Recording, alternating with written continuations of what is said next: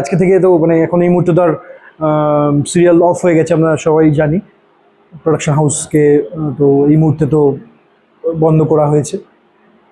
আমরা সকলেই রাহুলদার এই ঘটনাতে মানে কষ্টে আছি। আমরা চাই যেটাই ঘটেছে, যার গাফিলতিতেই ঘটেছে, তদন্ত হোক এবং সত্যি সামনে আসুক।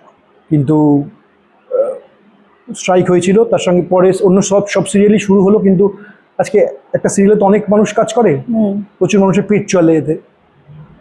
সেটা যে এইভাবে বন্ধ হয়ে গেল, তাতে অনেক মানুষই ভেঙে পড়েছে এবং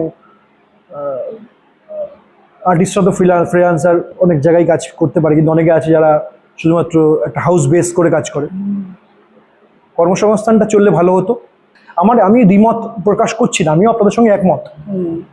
মানে যদি কেউ যে ইনভেস্টিগেশনে যেটা আসবে, যেটাই বেরোবে শাস্তি হোক, আমিও চাই। গাফিলতিতে একটা প্রাণ চলে গেল, ইয়ার কি নাকি, কিন্তু কাজটা চললে ভালো হতো। একটাই আমার কথা, আর কিছু, কাজটা চললে ভালো হতো।